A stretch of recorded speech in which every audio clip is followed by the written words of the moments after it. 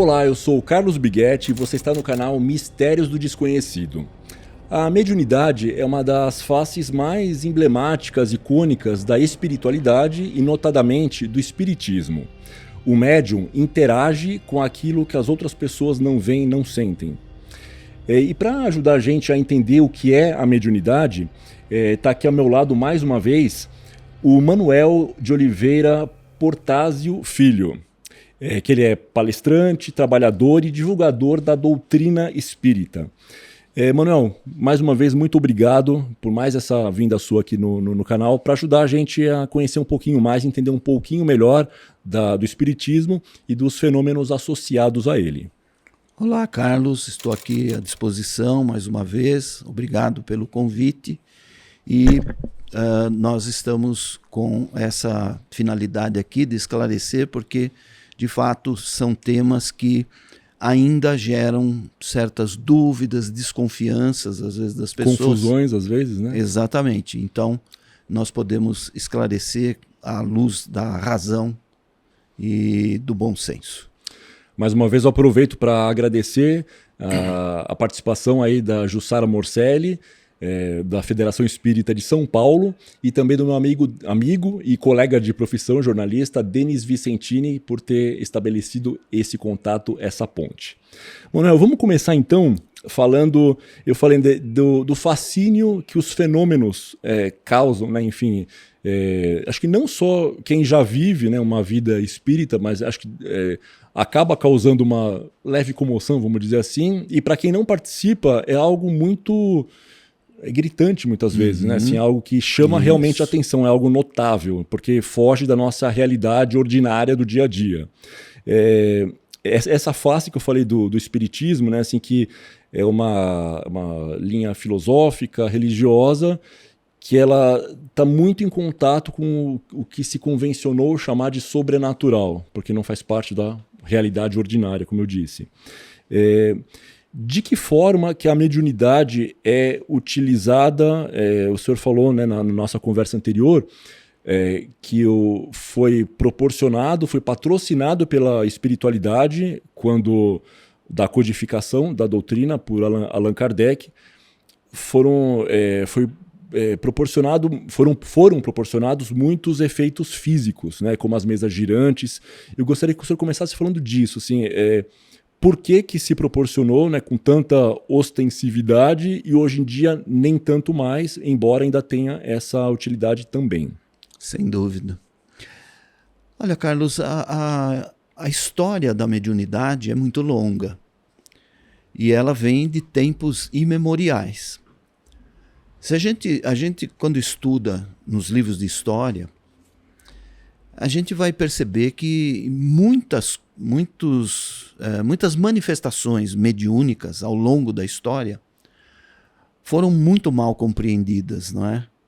Muitos médiums foram tidos como loucos, como alienados, presos até em manicômios, quando na verdade eles estavam com, digamos, uma perturbação espiritual, não era loucura propriamente dita. Até que vem o Espiritismo. O Espiritismo vem esclarecer exatamente isso. O que é a mediunidade? E o que é o médium? Então, se a mediunidade já existe desde tempos imemoriais, é com o Espiritismo que a gente fica conhecendo a natureza da mediunidade, a função da finalidade da mediunidade, né? A finalidade dela, e, digamos, a diversidade dos fenômenos que a mediunidade proporciona. São vários, né? Vários tipos. Pessoas têm tipos de mediunidades diferentes. A maioria tem um tipo de mediunidade, dois e tal. Mas Chico Xavier, por exemplo, tinha praticamente todos. A gente estuda isso através do livro dos médiuns, não é? Então, se você tem, por exemplo, casos de mediunidade lá no passado, na Idade Média, quando mulheres, eram principalmente mulheres, né? A mulher sempre foi a vítima, né? Dessas autoridades que se arrogavam não é? Um poder muito grande que lhes fora otorgado por Deus, não é? Como representante de Deus na Terra. Então, por exemplo, Joana d'Arc foi queimada na fogueira. Era médium. Ela conta na história, existem livros. Dá um relato breve de um fenômeno mediúnico que ela tinha. Ela mesmo dizia, né, e esses livros contam isso, ela ouvia as vozes de espíritos, eram mulheres mesmo, Santa Margarida, Santa Catarina, alguns espíritos assim, não me lembro exatamente o nome, mas eram 3 que a acompanhavam, que eram mentoras dela, que a incentivavam a ter coragem para enfrentar situações que ela teve que enfrentar, não é? Cumprir a missão dela. Né? Cumprir a missão. E por causa disso, então, ela acabou sendo presa, condenada, foi violentada, porque aqueles homens rudes e ignorantes, né, não a respeitaram como médium, porque não sabiam o que era mediunidade. Para eles era loucura, era alguma alucinação que ela tinha quando ela dizia: olha, Santa Margarida aqui está me falando tal coisa e tal. Eles zombavam dela, né? Porque existe, de fato, mistificação, né, na mediunidade. Mas ela não, ela era verdadeira. Outros espíritos também, muitos que foram condenados como feiticeiras, bruxas, eram médiums, né? Só que a mediunidade não era bem conhecida. Entendia-se como algum dom espiritual, né? Mas quando a manifestação era muito ostensiva, digamos, a igreja procurava coibir aquilo, não é? Porque contrariava os dogmas religiosos, não é?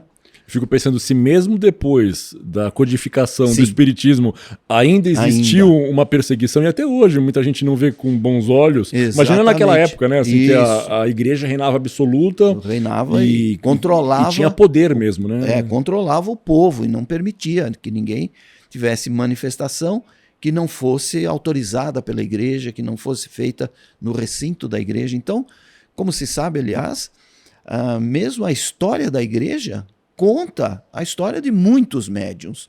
Alguns que são considerados santos eram verdadeiros médiuns. São Francisco de Assis era um médium extraordinário. E, enfim. Muitas vezes acho que nem eram milagres, eram mediunidade com resultados visíveis. Né? Exatamente. Era a solução de alguns problemas. Porque milagre, você falou do sobrenatural, né? A doutrina espírita vem mostrar que milagre não existe. Não no sentido da fé, os milagres da fé. Por quê? O milagre da fé digamos assim, se encaixa, né, na série dos dogmas. É um dogma aquilo, não um milagre. Porque não tem explicação. A igreja não explica. E porque muitas coisas eram atribuídas ao sobrenatural. E a doutrina espírita vem provar. Não existe milagre e não existe nada de sobrenatural. É natural. Tudo é natural. Exatamente. Tudo é natural. O que acontece é que existem muitas coisas que são inexplicadas, ou eram inexplicadas até aquele momento, e a igreja tratava como inexplicáveis. Mas tem explicação, né? E hoje a doutrina espírita mostra, com a revelação dos espíritos, o que é isso. Então, o fenômeno em si, ele num primeiro momento, falando agora da história do espiritismo, serviu para atrair a curiosidade das pessoas, que naquele momento da história da humanidade, já eram espíritos que tinham tido várias experiências, várias encarnações, e agora já estavam melhor preparados para, pelo menos, estudar essas coisas, tentar entender o que era. Já estavam maturados para entender essa mensagem que estava por chegar. Exatamente. Fala então um pouquinho, como a gente vinha conversando um pouquinho antes da gravação, de como se processou essa mediunidade de efeito físico, que proporcionou, por exemplo, naquele momento, as mesas girantes. Então era isso. Primeiro para tentar, né, atrair a curiosidade daquelas pessoas que estariam ali, que os espíritos conheciam e sabiam que elas iam chamar atenção. Né? Chamar atenção para aquilo. Né? Então, na sua visão, eles tinham como foco já o Allan Kardec ou algum outro? Ia ser ele mesmo? Ele era o escolhido para isso? Ele era o escolhido, exatamente. Era como Paulo, né? Paulo é considerado o vaso escolhido por Jesus. Kardec, eu digo nesse livro, é o vaso escolhido da era contemporânea. Né? Então, o que acontece no fenômeno? Né? Existe uma reunião de pessoas. Para começar, somos todos médiums, todo ser humano é médium. É da natureza. É da natureza, porque o que é o médium? É o que intermedia a comunicação entre o mundo espiritual e o mundo material. Médium, meio, né? Ele é o meio, ele é o canal, ele é um instrumento da espiritualidade. E ele tem essa mediunidade, digamos assim, ativada pela espiritualidade. Porque sem a espiritualidade não há mediunidade. O que existe é uma coisa que no espiritismo, até há pouco tempo atrás, era condenada como uma, digamos assim, um comportamento, né? Uma atitude negativa, que é o chamado animismo. Animismo e mediunidade são semelhantes, porque na mediunidade o médium digamos assim, usado, entre aspas, né, claro, pela espiritualidade para passar uma mensagem para o povo. O animismo é a mensagem que o próprio médium passa dele mesmo. Dele mesmo, sem participação de outras inteligências. Não tem espírito. Às vezes você vê um médium, por exemplo, passando uma mensagem como se ele estivesse em transe mediúnico e tal, falando, um espírito falando por ele, e aí conforme a mensagem você vai descobrir que não, que é dele mesmo. É o conteúdo do próprio cérebro dele. Né? Exatamente.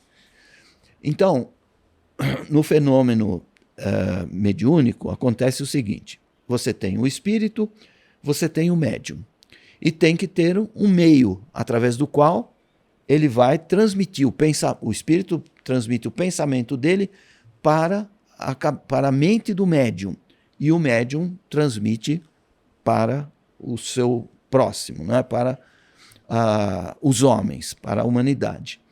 E então o meio às vezes é algum elemento material, lógico. A palavra é material, o pensamento é metafísico, o pensamento é de natureza espiritual, porque é um produto natural do espírito, que é um ser inteligente. Então, o médium de efeito físico, ele tem no corpo, como todos nós temos, uma energia. Essa energia se chama ectoplasma.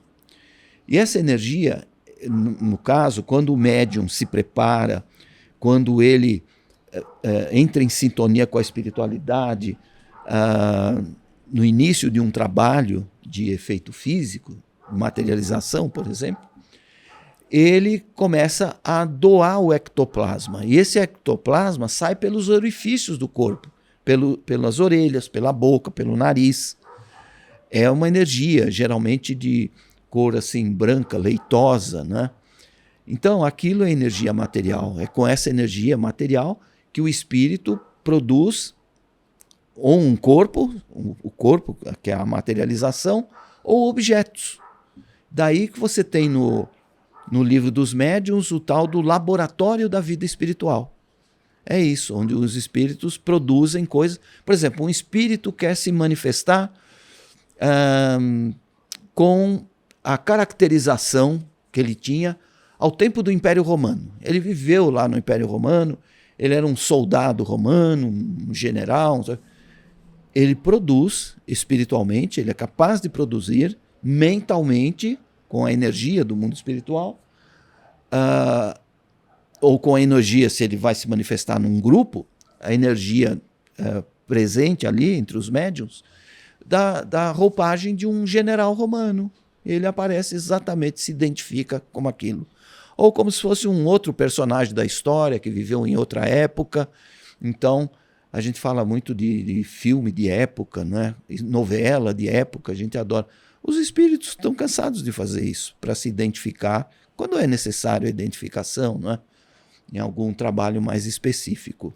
Como o senhor falou, para quem não é um médium, não tem a habilidade, a faculdade da clarividência de enxergar o que não está aqui fisicamente, é um artifício para que os que não têm essa habilidade possam enxergar. Exatamente. Então, usam desse meio do ectoplasma para que seja visível para todo mundo. Para que seja visível para todo mundo, exatamente. Porque é matéria, né? O ectoplasma é matéria, energia é matéria, né? E voltando nas mesas girantes, então, essa mediunidade nessa época, ela foi... Explica mecanicamente o que aconteceu ali para as mesas girar, flutuar, fazer aquelas coisas todas, que a Kardec até desconfiou que fosse algo circense quase, entretenimento, só para passar tempo das pessoas, até que viu que realmente não era, né? Assim, existia algo patrocinado pela espiritualidade para chamar a atenção dele, em especial. Exatamente. Como que aconteceu esse procedimento? Assim, existiam médiums ali, então os espíritos vieram e eles doavam involuntariamente, né? Os espíritos se aproveitavam daqueles médiuns que estavam concentrados ali naquilo que ia acontecer, né?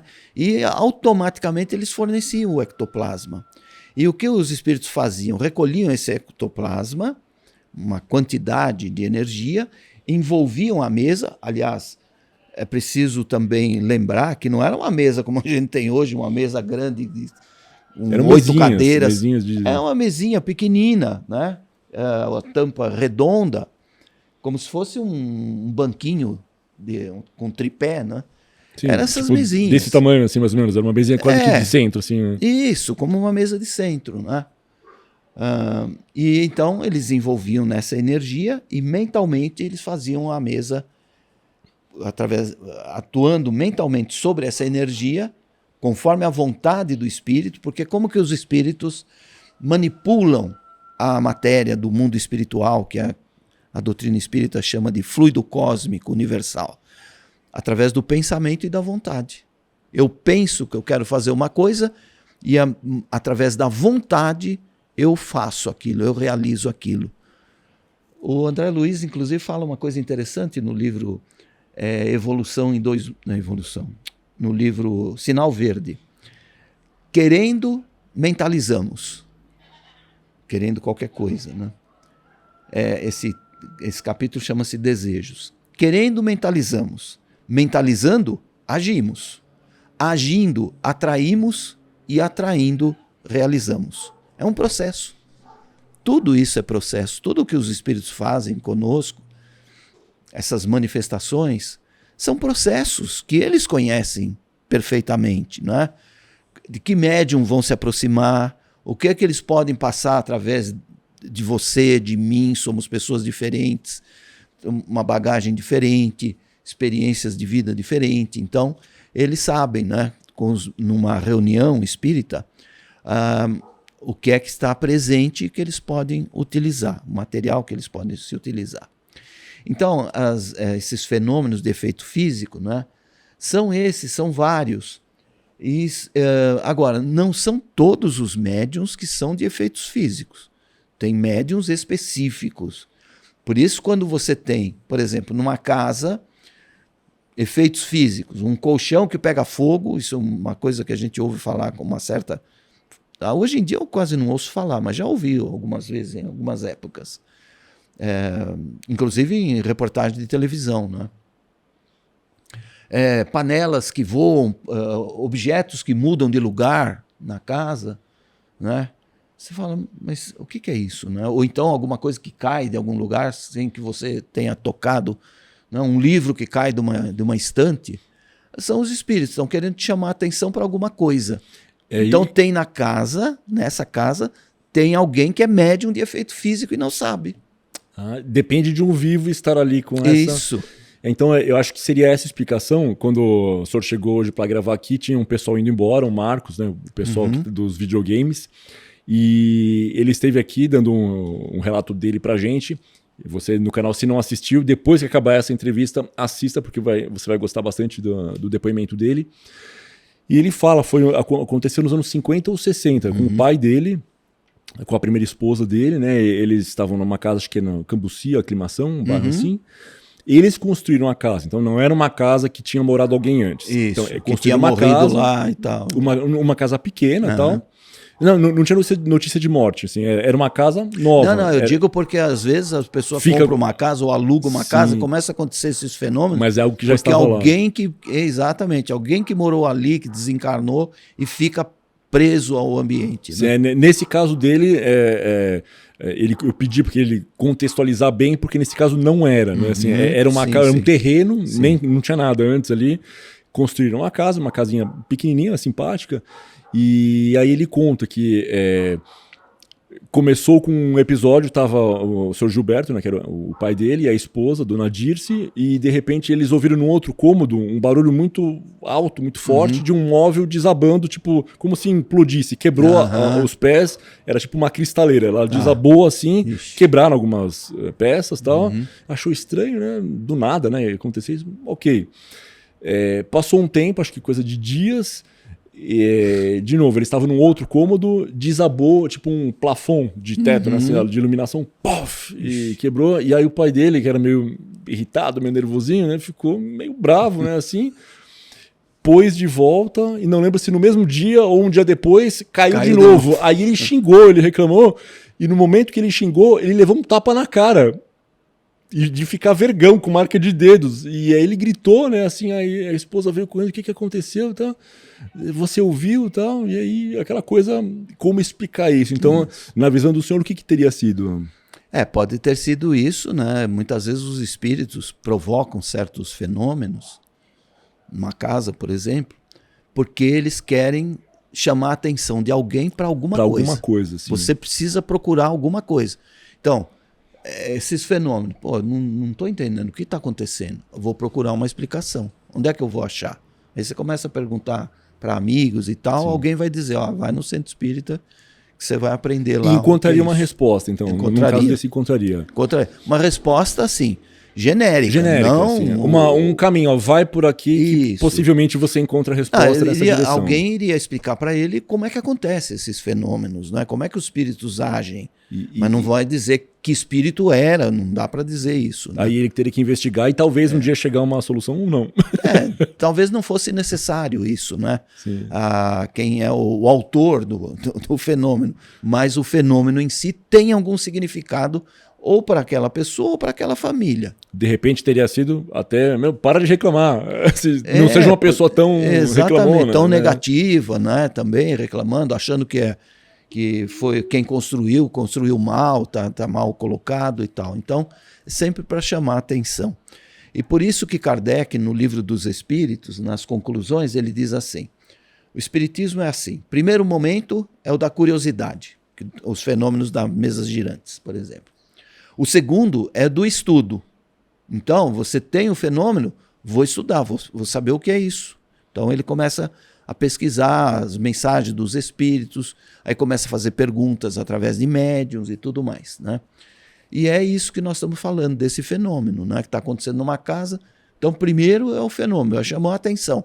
Segundo, vou estudar, vou procurar uma explicação para isso. E a terceira é a prática. Porque provavelmente ali estava um médium que precisava trabalhar, que não estava se ocupando disso, da parte espiritual da vida dele, ele precisava trabalhar.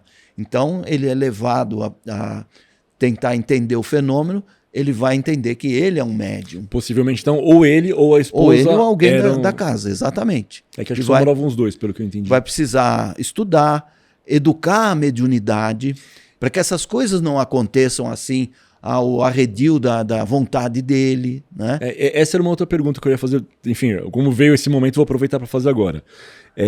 Quando percebe-se um sinal tão claro, que tem sinais mais discretos, acredito, né? Assim, sutis, né? Sutis, e tem uns que são muito específicos. Sim, né? Então, assim, é recomendável, mandatório que você desenvolva ou não necessariamente? A pessoa pode, não, eu prefiro não. É importante, é uma missão, de repente, para ela desenvolver e servir os próximos, enfim?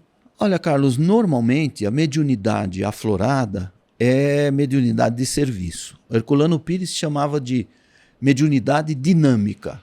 A outra que não está aflorada, eu, por exemplo, tenho uma mediunidade estática. Não se manifesta. Essas mediunidades mais específicas, né? Psicografia, psicofonia, efeito físico, vidência, clarividência, clareaudiência. Para mim, eu não ouço nada, né? Mas eu tenho uma percepção, muitas vezes, eu estou num ambiente, eu percebo algumas coisas, né? Muito sutilmente, porque não é essa a minha missão. Uhum. Então, quem tem a missão de trabalhar com a mediunidade aparece em determinado momento da vida, às vezes de criança mesmo. Se bem que em criança é assim, né? Pode ser um resquício de... Não, o que acontece na criança, muitas vezes, você vê, às vezes uma criança está lá brincando, quietinha e tal, está conversando com alguém, chega o pai e a mãe e fala, com quem você está conversando? Ah, meu amiguinho aqui, o André, está aqui. Que André? Não estou vendo ninguém. Não, mas ele está aqui, sim, veio conversar comigo e tal. Por quê? Desde que a criança nasce até os 7 anos de idade, o espírito está se adaptando àquele novo corpo físico. São 7 anos, o Emmanuel fala isso no livro Consolador. Então, nessa hora, ele ainda está muito solto em relação ao corpo. Ele ainda está muito, digamos, inserido no mundo espiritual. Por isso que ele vê os amiguinhos, para ele é natural, não sente medo nem nada, né? Até há pouco ele estava lá, brincando com eles e tal. Então, é isso. Se a mediunidade está aflorada, é porque precisa ser trabalhada.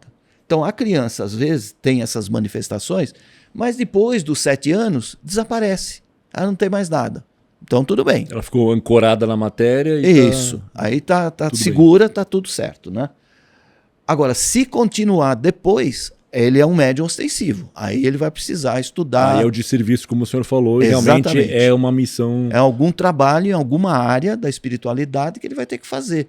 Ou trabalhar na assistência espiritual, dar passe, fazer tratamento espiritual, tem tratamentos diversos, né? É isso que eu te perguntar.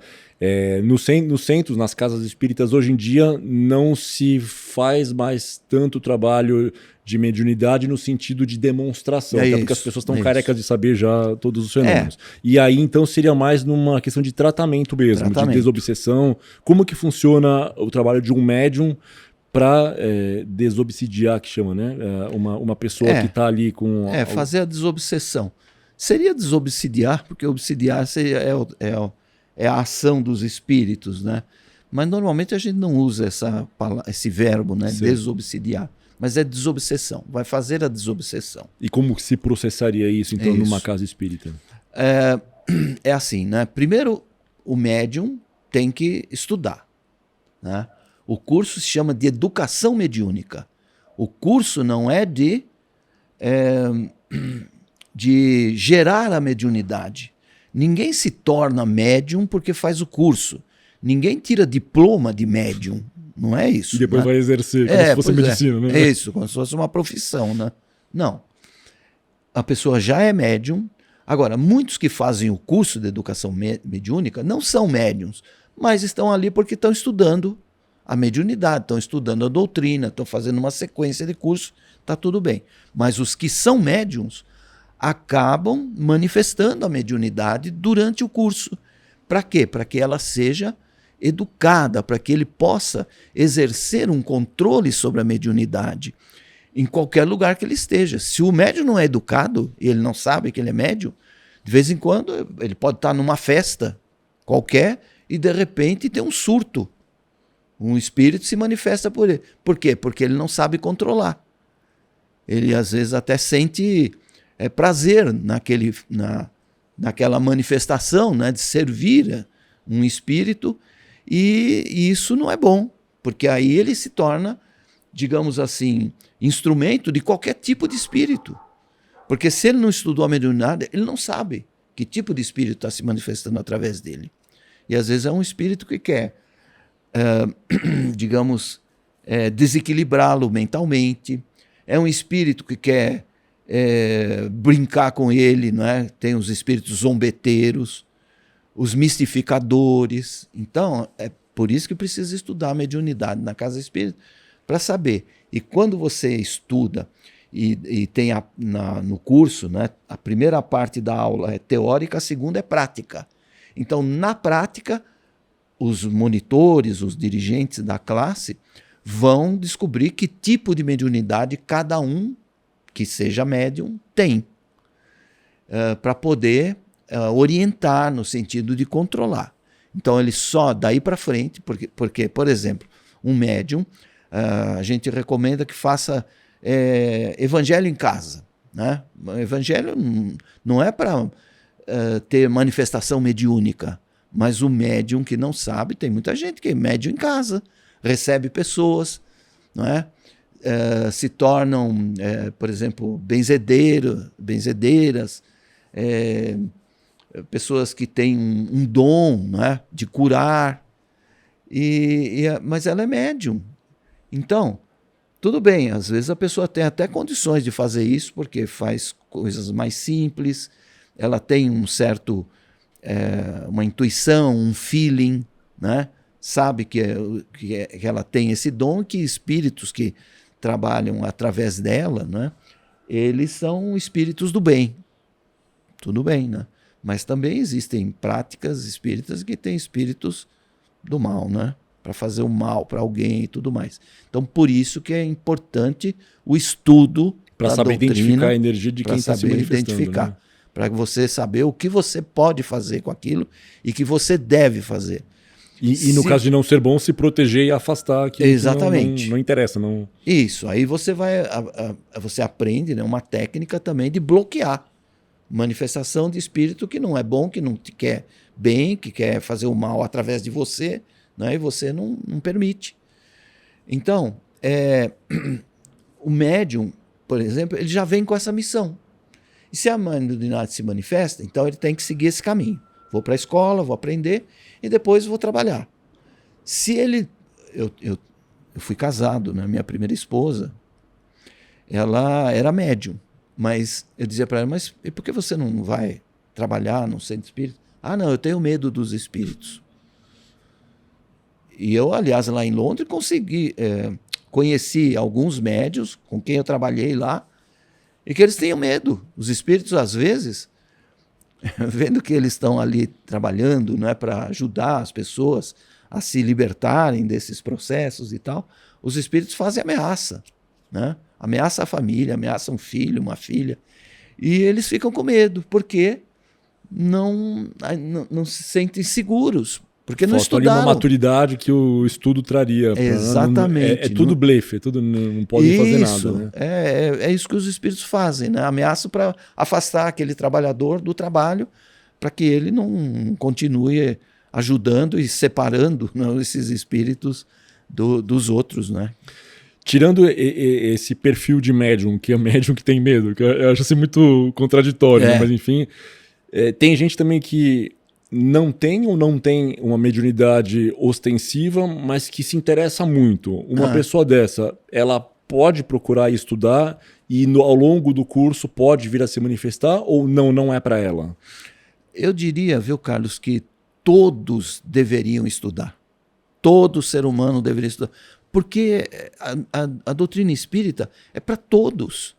Mesmo esse aspecto, essa faculdade, essa habilidade da mediunidade. Porque o que você vê, né, o que você vê aqui no Brasil, por exemplo, você vê em todas as culturas. Tem médium na cultura árabe, na cultura judaica, na cultura islâmica. Médium está por toda parte. Indígenas, né? Indígenas, isso. Indígenas, africanos. Tanto que o próprio Herculano Pires diz, o passe da imposição de mãos tem origem na selva, no período do homem primitivo, em que as tribos se reuniam, tinha lá o pajé, era um médium. Os xamãs são médiums, são os primeiros médiuns que a humanidade conhece.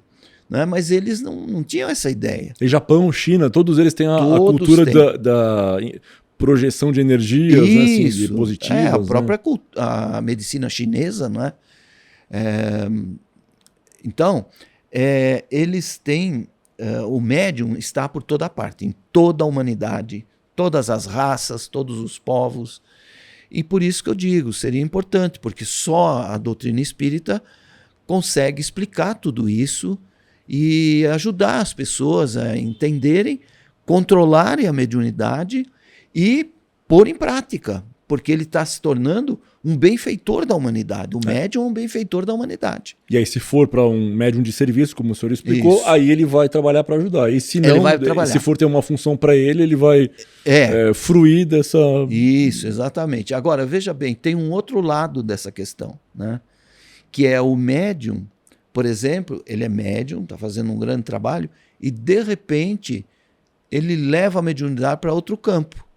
Por exemplo, eu conheço casos de médiuns, quem não conheceu, Zé Arigó, por exemplo, um grande médium mineiro, teve morte violenta. Por quê?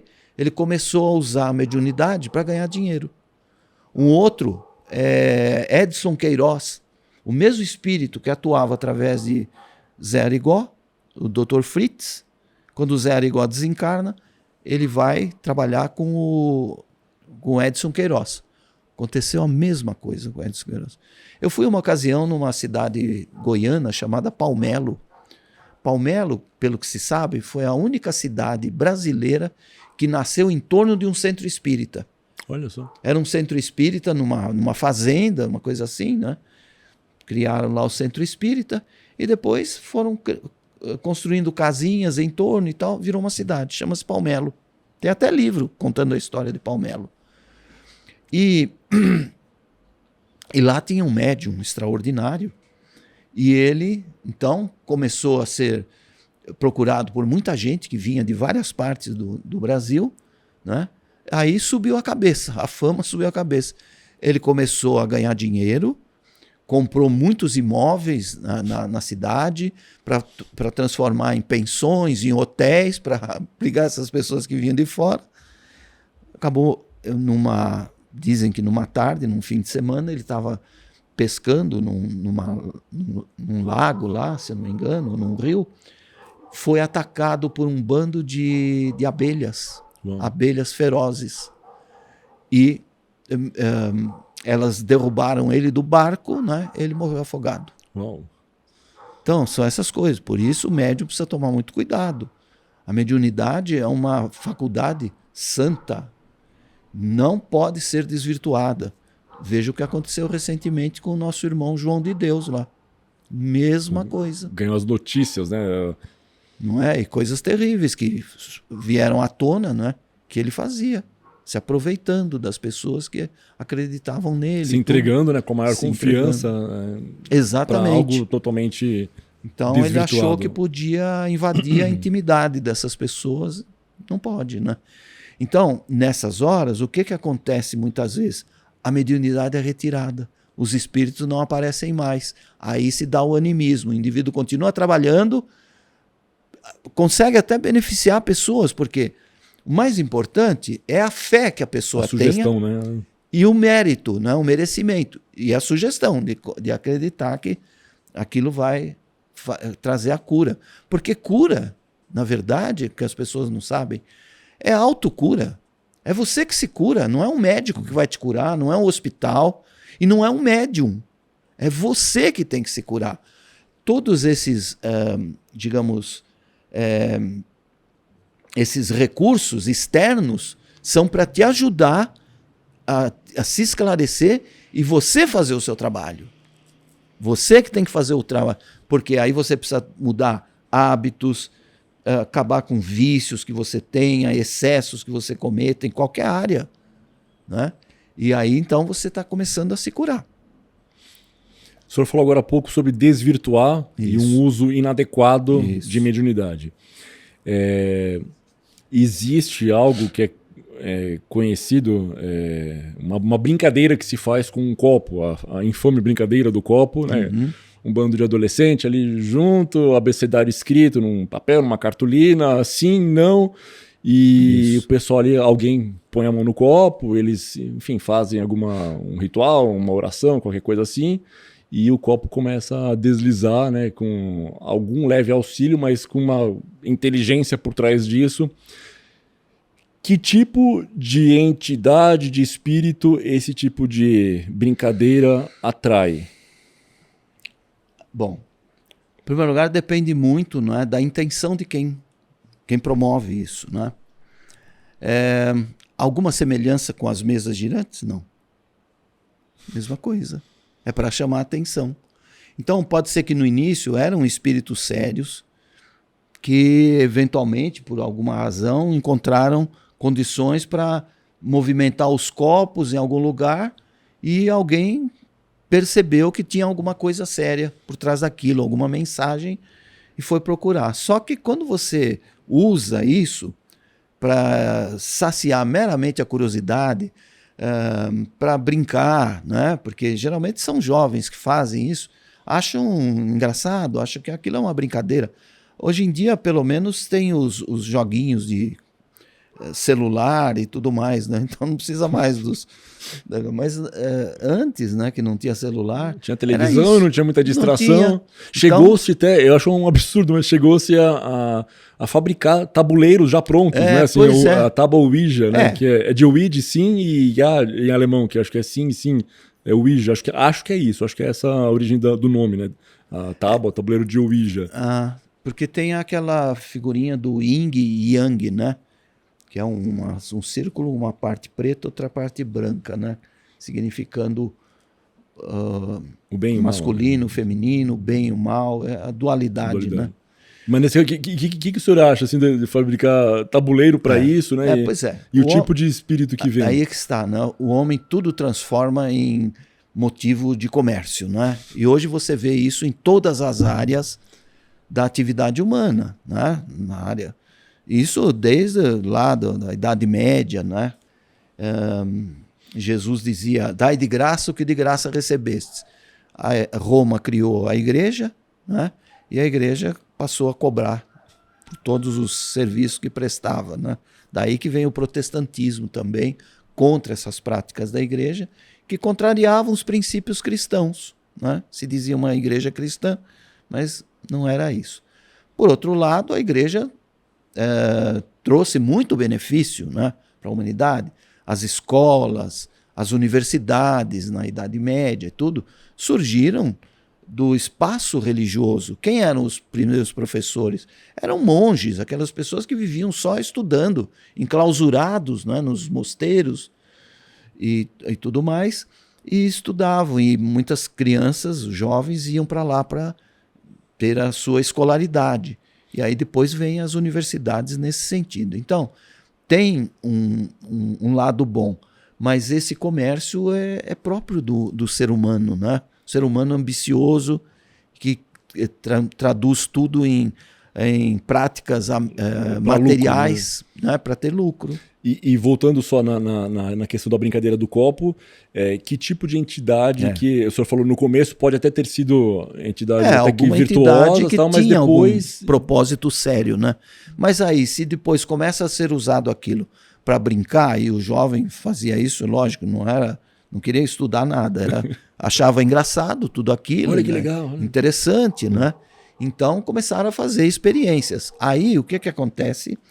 Quem se presta a esse tipo de fenômeno, né, de prática, são espíritos zombadores, ou zombeteiros, como se fala, espíritos brincalhões, não é? E aí, se tem algum médium ali de efeito físico, eles podem usar o ectoplasma desses jovens e produzir um efeito bombástico nos copos, né? A gente já soube de casos de copo que explodiu durante a prática. E aí... Com estilhaço, ferimento. Estilhaço, feriu todo mundo, ou quase todo mundo que estava ali. Então, é um perigo isso, né? Não se recomenda. O contato com os espíritos só pode e deve ser feito em ambientes preparados. É que existe toda uma preparação de elevação de pensamento, orações, né? Preces, e os espíritos que estão ali para dirigir os trabalhos, né, de estudos, de práticas, de assistência espiritual, tratamentos e tudo mais. São eles, mas aqueles são espíritos sérios. São espíritos que vêm para ajudar a humanidade, né, a se tratar, a se curar dos seus problemas espirituais. Então, ali, qualquer prática que se faça, qualquer experiência, é sempre uma experiência dirigida, uma experiência de acordo com os princípios espíritas, né? Agora, essas brincadeiras não. São feitas por mera curiosidade, e aí então você corre o risco de atrair espíritos até muitas vezes maldosos, né? Que podem não ser amigos desses jovens, e aí procurar ferir alguém ou, enfim, causar qualquer efeito danoso a qualquer deles, né? Ou seja, totalmente não recomendado. Se você quer ter contato aí com a espiritualidade, existem outros caminhos que inclusive vão contribuir para o seu crescimento pessoal, sua evolução espiritual. Espero que vocês estejam gostando, como eu estou aproveitando muito aqui os esclarecimentos do Sr. Manuel, que é professor, divulgador aí da doutrina espírita, palestrante também. Queria te lembrar para considerar se inscrever no canal, caso você ainda não seja inscrito, curtir, compartilhar o vídeo com amigos, familiares que vão se beneficiar dessas informações, desses esclarecimentos. E coloca aqui embaixo se você já teve alguma experiência mediúnica, se você conhece alguém que é médium, e se você não tiver nada para comentar nessa linha, coloca pelo menos aqui a cidade no Brasil ou no mundo de onde você assiste a gente. Então agora, dado o serviço aí, a gente segue. Já falei dos tabuleiros. A mediunidade ela pode ser, acho que uma importante ferramenta, um instrumento, na verdade, de comunicação com algum ente querido que se foi. Né? E muita gente procura, inclusive, né, as casas espíritas, os médiums famosos, né, enfim, né, por receber psicografias. O que o senhor pensa a respeito disso? Olha, digamos assim, um alento, né, por exemplo. A finalidade dessas psicografias, dessas mensagens, né, é confortar aquele ente querido que está sentindo muita falta, saudade, está ainda inconformado muitas vezes com a partida, né, do outro. Então, é válido, a espiritualidade acorre a essas situações. Agora, proporciona, né, que possam acontecer. Porque é o seguinte, né, se você está com boa intenção, se a intenção é essa, e você precisa ser consolado, confortado, né, para saber do destino do seu ente querido, né, o que aconteceu, por que aconteceu aquilo. Às vezes eu conheci um caso em Minas, num centro espírita, que fazia psicografia. Não era o do Chico Xavier, lá em Uberaba mesmo. Tem outros grupos lá, né? E às vezes dirigidos por médiums que trabalharam antes com Chico, depois fundaram outro grupo. E veio um rapaz, aliás, vai uma moça, 20 e poucos anos, tinha perdido o marido recentemente, através de uma chamada bala perdida. Ele estava num ônibus e entrou um assaltante no ônibus, chega no caixa, naquela época que recebia tudo em dinheiro, né? Chega no caixa com a arma em punho, vai assaltar o caixa, e o caixa fez um movimento, conseguiu agarrar a mão, o braço, né, do assaltante. Eles estão naquela luta, aquela força e tal, e de repente o braço, não sei se foi talvez o próprio assaltante ou o cobrador, né, virou o braço do assaltante para cima e para trás. O rapaz estava sentado bem atrás dele e não quis se envolver. Ele falou, não vou me envolver com isso, né? De repente sobra para mim. Ele pensando. E a arma dispara e acerta ele, matou na hora. É um rapaz de acho que 27, 28 anos, casado mais ou menos recentemente, tinha um filhinho acho que de 3 ou 4 anos. E a esposa, viúva, ficou desesperada. Mas o que é isso, né? E vai no centro espírita procurar uma informação, querer saber do marido. Né? Um conforto, né? Exatamente. Porque ela vivia muito chorosa, desesperada. Aí o espírito vem, né?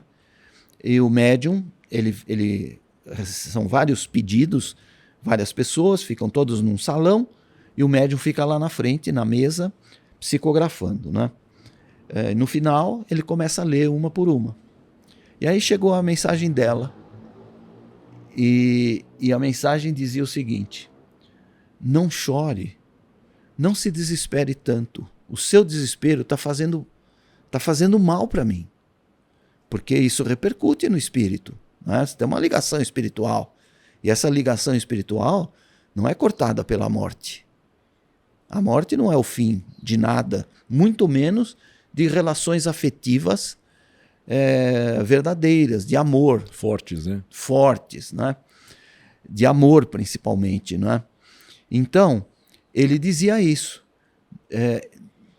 Não chore, porque aquela bala era para mim. Tinha o meu nome escrito nela. Não tem bala perdida, não existe bala perdida. Eu encarnei para viver só esses 20 e poucos anos. Era a minha missão na Terra, era encarnar, formar família com você, não é? Trabalhar e ter o nosso filho. Foi só para isso que eu encarnei. Agora eu estou bem, estou feliz, estou liberto, me libertei dos problemas do mundo, não é? Estou feliz aqui porque cumpri a minha missão. Mas o seu choro, o seu desespero me incomoda. Me entristece. Então. Me entristece demais, porque eu vejo que com isso você não tem fé em Deus, né? Você precisa ter fé em Deus, de acreditar que eu estou bem e que a misericórdia divina vai permitir que um dia a gente se reencontre, né? Tenha paciência, tenha calma, cumpra o seu tempo de vida aí, e quando você retornar, nós vamos nos encontrar. Fique tranquila, confie nisso. E pronto, a mensagem foi essa. Então, é isso. As mensagens psicografadas são para confortar, para aliviar, não é? O peso da tristeza, do inconformismo, às vezes, do ser humano, quanto a chamada perda de um ente querido, né? O senhor estava falando anteriormente até das questões de fraude e tal, porque tem muita gente que vai buscar e existe fraude, pasmem, nisso também, né? Então, assim, o que se costuma fazer é, às vezes, buscar informações em rede social, né? Então, eles têm para vir com algumas senhas, né, entre aspas, para a pessoa identificar aquilo como autêntico, mas muitas vezes não é, porque a própria pessoa deixou públicas aquelas informações. Isso. Então, é interessante, né, assim, se você vai buscar algum tipo de amparo desse tipo, procurar, né, casas sérias, né, que realmente tenha médiums sérios. Um que eu posso dizer, assim, que eu andei, né, vim estudando a respeito dele, é Orlando Noronha, que acho que ele muito conhecido, né, assim, e eles fazem esse trabalho de acolher, né, então as pessoas ficam horas e horas, dormem, né, na fila para entrar no lugar, distribuem senha. Isso. E eles explicam, ó, aquilo que o senhor falou, o telefone toca de lá para cá, então, assim, só se precisa ser permitido, precisa ter uma série de coisas como maturação, já ter passado um tempo que varia de pessoa para pessoa, né? A partir do momento que ela pode vir a dizer alguma coisa, e daquelas pessoas todas, dezenas, são poucas que vão receber alguma coisa, né? Não é todo mundo que vai receber. Então, você vá, mas esteja ciente de que pode não vir nada. E o que eu achei muito legal, tem vários vídeos dele, né?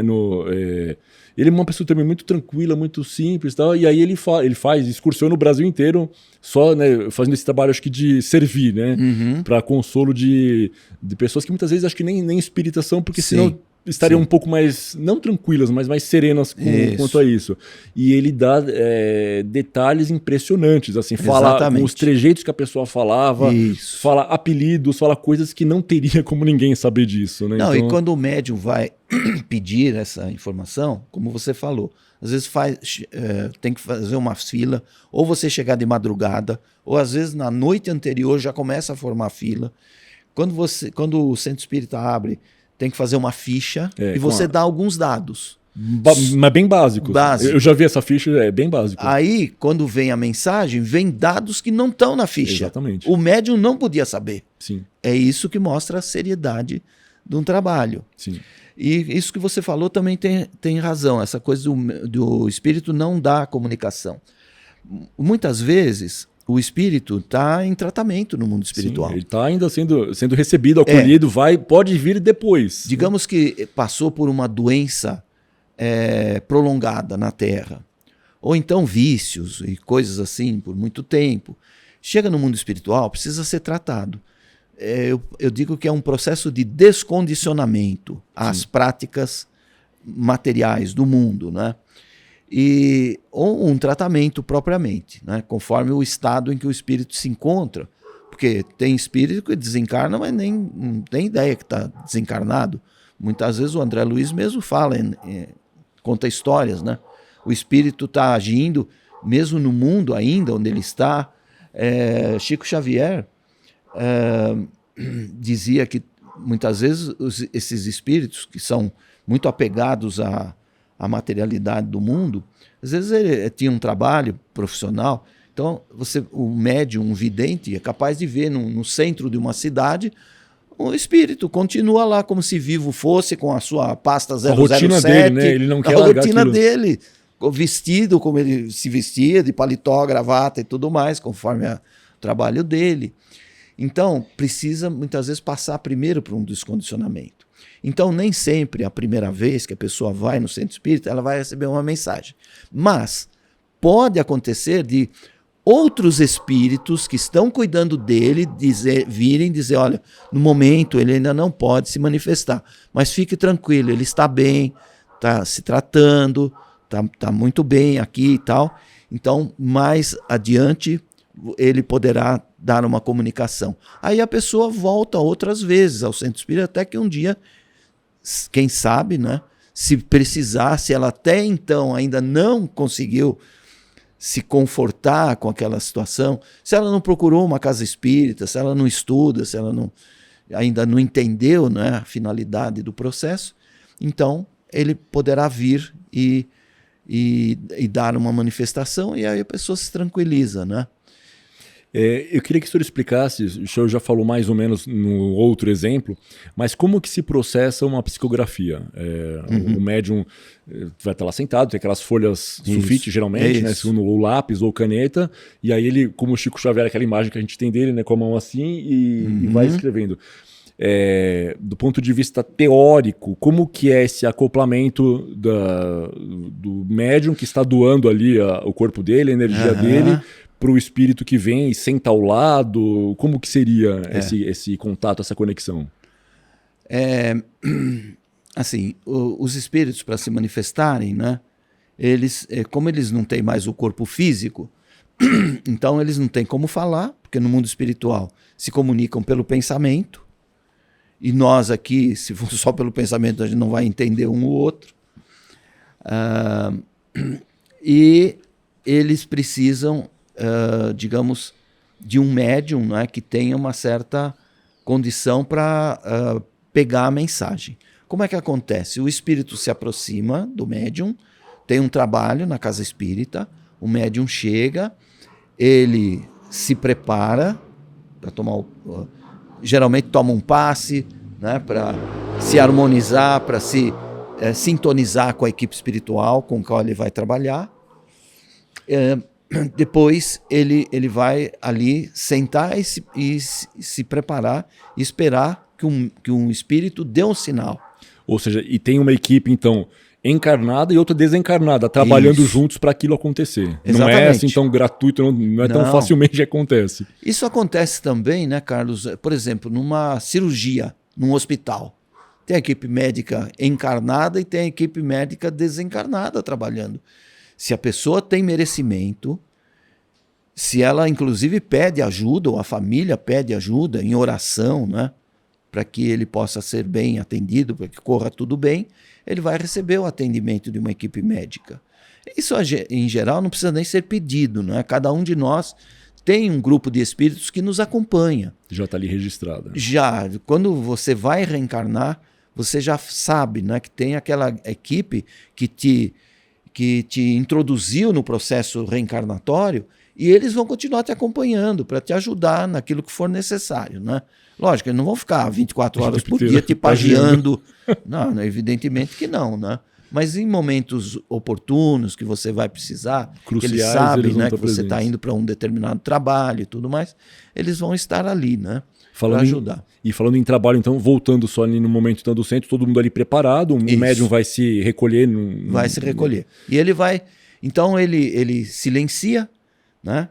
E ele eleva o pensamento e ele sente a presença do espírito. O médium sente. O médium é um sensitivo, né? Como se costuma falar. Como é que se dá o processo? O Herculano Pires, num livro chamado O Centro Espírita, ele diz o seguinte: como é que se dá a comunicação mediúnica, não é? Um espírito se aproxima e o médium, pelo pensamento, se eleva, né? Porque muitos pensam que vão transmitir mensagens de espíritos muito elevados, enquanto ele ainda está num nível muito inferior. Não, você precisa se elevar para que haja um encontro no meio do caminho. O espírito desce e você sobe para encontrar com ele, né? Para demonstrar a sua iniciativa também, o seu esforço para poder captar essas mensagens. Então, quando há a aproximação, há uma interação entre a aura, vamos dizer assim, né, do médium e a aura do espírito, ou seja, o corpo espiritual, o perispírito do espírito, ele entra numa faixa em que os dois perispíritos se conectam. Uma intersecção aí. Né? Uma intersecção, exatamente, uma faixa intersecutória, né? E a partir desse momento, diz o Herculano, o médium sente um tremor, uma espécie de um brando choque elétrico. Aí ele percebe que o espírito já está ali, então conectou. Ele conectou, né? E ele então se deixa levar pelo espírito. Ele ouve mentalmente o que o espírito quer dizer, não é? Porque existem médiums mecânicos, mas existem os semimecânicos. O semimecânico, ele está consciente. É isso que eu ia perguntar, se ele mergulha num transe ou se ele está consciente do que está acontecendo. O médium mecânico é mecânico por causa disso, porque vamos dizer assim, a prática, não é automática. Sim. Ele entra em transe, vamos dizer assim, não é profundo, e o espírito se comunica através dele. Esses não se lembram nada do que aconteceu? Não se lembram nada. Como se estivesse dormindo. Né? Isso. Agora, o semimecânico não. Ele percebe o espírito, qual é vamos dizer assim, a energia dele. Do espírito, não é? Se é uma boa energia, se está bem realmente ou se está perturbado. Isso, se está se sentindo, não está se sentindo bem, está desconfortável. Enfim, tudo isso é perceptível pelo médium psicógrafo, não é? Nem todos somos médiums, mas cada um tem sua psicografia. Chico Xavier tinha várias, né? Sim. Mas o fenômeno se dá dessa forma. Legal. A comunicação é de mente para mente. Tá, então, a conexão, esse acoplamento vai ser sempre desse jeito que o senhor explicou aqui agora. Então, eu queria agora que a gente passasse um pouquinho por cada um dos tipos. Né? Queria trazer como exemplo, nos anos 80, lá por 88, 89, na TV Bandeirantes tinha um programa chamado Terceira Visão, que era apresentado pelo Luiz Antônio Gasparetto. E aí, falava dessa temática, né? E num dado momento, não lembro se era em todos os programas, mas muitas vezes ele fazia umas pinturas mediúnicas. Pintura mediúnica, isso. E aí, esse chama, o senhor estava falando, psicopictografia. Isso, é isso. Exatamente. E a forma, então, quando ele estava encarnado, então existia esse acoplamento aí de auras, né? Áurico que se chama, né? Áurico, pode ser áurico. E então ele, sob essa influência, ele produzia aqueles quadros. Exatamente. Esses trabalhos existem até hoje, né? Muitos centros espíritas fazem, a federação faz. De vez em quando até promove algum evento de pintura mediúnica. As pessoas podem comparecer, adquirir os quadros, são quadros belíssimos. E vê executando ou não? Vê executando. Pode ver. Como que, né, quem está assistindo a gente pode, enfim, aquilo que eu estava falando, de não buscar de uma maneira por pura diversão barata, mas assim, e nesse, né, como é feito de uma maneira nobre, né, com pensamentos elevados, em um lugar adequado, aí Exatamente. Sim, seria muito legal que a pessoa pode se impressionar, né, se fascinar com isso de uma maneira sadia, né? Então, assim, como que ela descobre datas e quando vão acontecer esses eventos? Isso, por exemplo, a federação tem que, de vez em quando, consultar o site da federação, né? Tem sempre lá anúncio de todo tipo de evento. Com que frequência o senhor sabe assim que acontece? Da pintura mediúnica, por exemplo?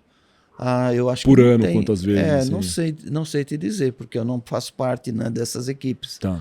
No passado eu presenciei algumas vezes, mas não sei, isso é uma programação da própria espiritualidade, né? Uhum. O fato é que os quadros mediúnicos, eles têm digamos, um forte,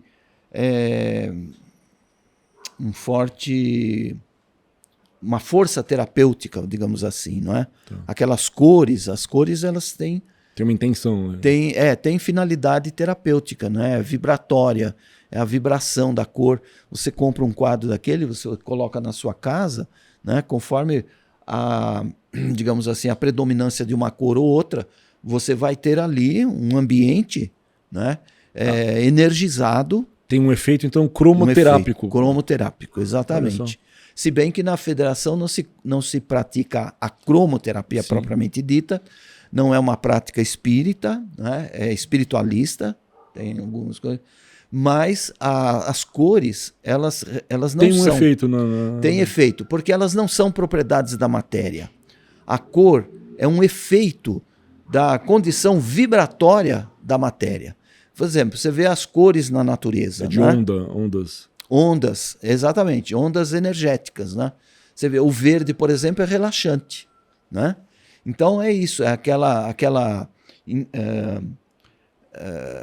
intensidade de onda, né? Que causa um relaxamento. Você fica ali num ambiente, né? Um gramado verde, uma coisa assim, a natureza toda, árvores, aquilo tem um efeito terapêutico. Não é?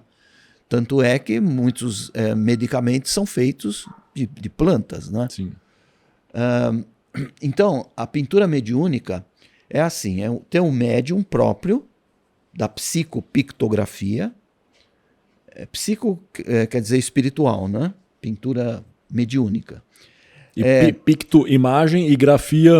Isso. Serve para grafia de escrever, mas também serve para desenhar, né? Desenho, arte. Exatamente. Então, o médium, os médiums que fazem parte disso, muitas vezes são médiums que fizeram as escolas da federação, continuam trabalhando na federação, na assistência espiritual, e continuam produzindo esses quadros. E muitas vezes fazem-se eventos, mesmo quando são quadros, mas outras vezes são só para, por exemplo, você tem um lançamento de livros novos, né? E os médiums se reúnem, não sei se é a pedido do próprio autor do livro, como é que isso é feito, para fazer pintura no livro. Então as pessoas vão participar do lançamento do livro e ganham uma pintura mediúnica. Que legal. Né? É um incentivo também para a pessoa. E os quadros são assim. Então, quem é que pinta?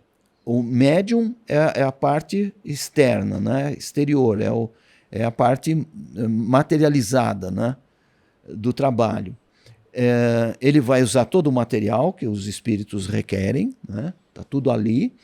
E os espíritos, que geralmente de antigos pintores, esses artistas que a gente hoje compra quadros famosos ou vê nos museus, né? Isso que eu falar, famosos ou não, famosos ou não. Ali, tipo, semi-celebridades, subcelebridades, mas ainda assim conhecidos. Exatamente. Eles estão nesses grupos, né, nesses eventos, e eles, vamos dizer, inspiram os médiuns a fazer. Eu já vi médium fazer, por exemplo, 2 ou até 3 quadros ao mesmo tempo, com as duas mãos, trabalhando com as duas mãos em sentido contrário. Uma coisa impressionante. Aí que você vê que é. E eu lembro do Gasparetto fazendo isso. Com o pé, às vezes, era uma coisa assim louca, né? Uma coisa muito interessante. Com a boca, como aqueles artistas, pintores sem mãos. Não é? Sim.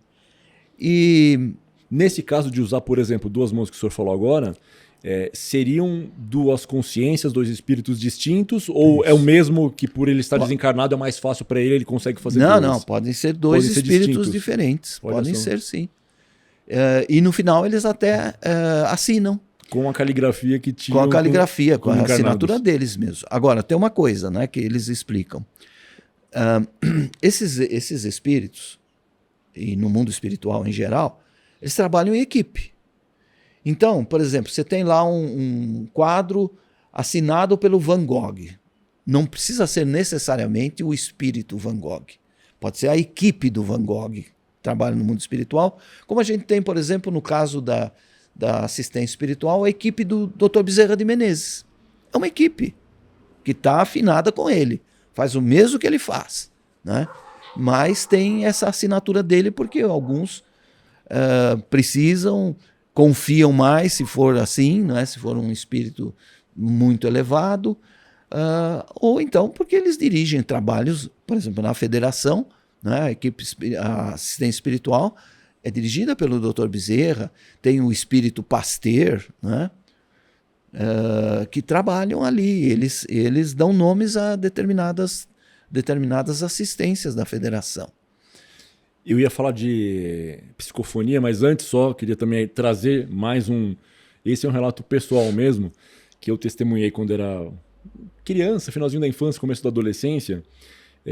Como a gente está nessa parte de arte, né, a falar sobre isso. Eu e a minha irmã, a gente fazia aula de órgão, né, órgão musical, que naquela época estava muito na moda, né, ter órgão em casa. Então, a mão direita, a mão esquerda e a pedaleira embaixo. Né? Então, assim, é um móvel, né? Enfim, não é um piano, é similar, né, para quem de repente não é tão afeito à música, mas existe esse instrumento. Né? Então, a gente tinha esse instrumento em casa, e aí foi em casa, eu não lembro, era um grupo de pessoas conhecidos do meu pai, e foi um rapaz aí de seus, acho que uns 50 e poucos anos, e aí a pessoa que estava com ele falou, fulano toca também, né, assim, mas não é que ele toca, ele não sabe, mas ele recebe aí uma inspiração e ele executa uma música, né, se vocês quiserem ver, né, assim, por favor, meu pai também se interessa, né, por essa temática e tal, então aí ligamos, tal, ele se sentou, daí ele falou assim, não se preocupem em reconhecer a melodia, porque vocês não vão conhecer porque ela não é daqui.